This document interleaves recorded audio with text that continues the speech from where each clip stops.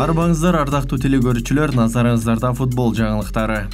Модрич Мессинин 2022 жылдагы дүйнө чемпионатындагы оюну тууралуу пикирин билдирди. Аргентина курама командасы Хорватияны 3-0 эсебинде утуп дүйнө чемпиондугунун финалына чыкты. Ал эми Месси дагы үзүрлүү иш-аракеттерден куру калган жок. Ал гол киргизип пас берди. Анын бул оюну тууралуу Хорватиянын жарым коргоочусу Лука Модрич: "Мен Мессини куттуктап, беттештен кийин ага ийгилик кааладым. Ал укмуштуудай турнир өткөрөт жана өзүнүн улуулугун дагы бир ирет көрсөтөт", деп билдирген 37 жаштагы футболчу.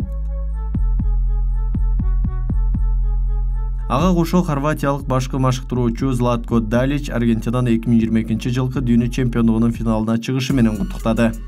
"Аргентинаны финалга чыгышы менен куттуктайм. Мен өзүмдүн жигиттеримди эч нерсеге күнөөлөбөйм. Биринчи жарым саатта биз кырдаалды көзөмөлдөп алдык, бирок андан кийин пенальти, тез каршы чабуулдан кийин гол, биз оюндан утулуп калдык.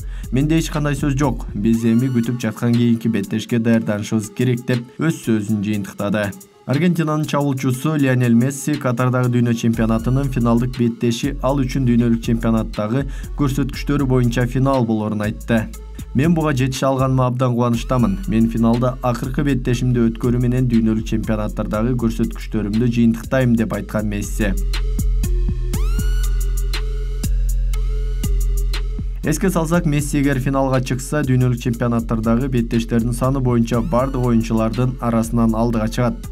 Азыр ал биринчи сапты немис футболчу Лотар Маттеус менен бөлүшөт. Месси үчүн Катардагы турнир карьерасындагы 5-чи турнир болду.